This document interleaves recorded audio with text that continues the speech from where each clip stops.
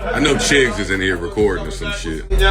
No Chid Smooth in here, right? So whatever you Oh, so you say, know Che gonna have everything up there.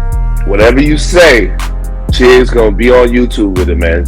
I like Chid. So I answer and say the truth. My answer was Will's the biggest. He's the best. We love Will to death, but it didn't look bad on black and brown people. Why? Because they always say they can't let us have nothing. They always say we don't deserve it. We don't know how to act. You had Will Packer and Shayla put the whole thing together. I believe the second black producers to do it, because I think Jesse Collins did it first. But in any case, it felt diverse. And then Will Smith, to me, is the friendliest, the best, the greatest heart, the greatest spirit. And then he went, and I even said, I understand if Fat Joe did it. I understand if 50 Cent did it. These guys are crazy. But for Will Smith, the best we have to offer, Lose Is Cool, do that. It definitely stained us and made us look bad. Now, is Fat Joe the guy who's supposed to answer this? You know, sometimes when people come at me in a racist way, they need to check themselves. Just because you Spanish don't mean you ain't racist.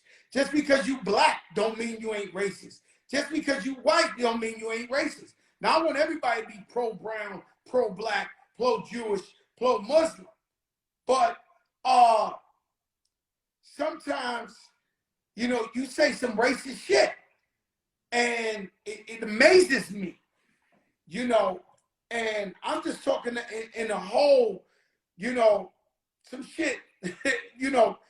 And so Fat Joe is a white Spanish, a Puerto Rican and Cuban guy. You know, my father's dark skinned, my godfather's dark skinned, my best friend's home dark skinned. Grew up black and Spanish my whole life. Now, sometimes I comment on shit because I really grew up 90% black in my projects, right? And I comment, and I don't think like, oh, he's a non-black commenting on, I don't know what that is. You know, when I grew up, chances are the first person my mother ever introduced me to as, let me see this little nigga Joey got green eyes. So I don't know the difference of what y'all getting at or whatever the case. So some new woke shit. And so would it be different if I said the things I said if I look like Felix Trinidad? Would it look different? Would it be different if I look like Dave East, which is half Spanish? Or maybe I look like Fab, which is half Spanish? Or maybe Jim Jones, which is half Spanish? Or maybe Pop Smoke, which is half Spanish? Which is like, so I don't know. Is it just I'm too light, so I'm not certified because I'm too light? To some of these real radical guys, the shit bugs me out. It's the green eyes. You know, I don't be knowing where these people come from. And so breaking news, the way, so I just felt like the truth. If we was talking without a camera, if it wasn't TMZ, and we was talking to each other, we'd be like, damn, man, this shit fucked up. This shit fucked up. And imagine if Erica Ford is Panamanian, Afro, dark-skinned sister in the streets, front line. So maybe if Fat Joe looked like that, these radicals wouldn't be so upset at Fat Joe. This shit be bugging me out, right? And so my thing is, imagine Chris Rock would have swung back at Will Smith at the Oscars. And then at that point, the securities would have got, it would have been the Source Awards, right? And so I'm glad that Chris Rock didn't swing back. And was he wrong? Yes, he was wrong for saying that joke on Jada. I wish Will would have just took him to the back and didn't handle it like that. Because so much work was put into these Oscars. You know, Summer of Soul. Do you know about Summer of Soul? Because obviously the white people watched the documentary. Do you know about some of Soul? About these tapes they had for 50 years about the concerts they was throwing in Harlem, Mount Morris Park? And so Questlove, he won an Oscar on that. He didn't get his props.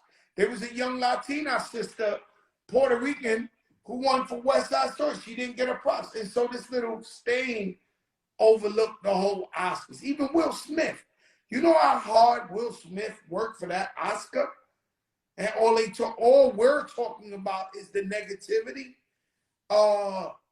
It's sad. It's sad. And it always comes, whatever I say comes from my heart and I try to be transparent. You know, I try to be transparent. Shout out to Pusha T and Jay-Z. That song is fire. Neck or wrist. Love that the radio's playing it like crazy. That shit is incredible. Yo, Walmart is giving their drivers $110,000. Walmart is giving their drivers $110,000.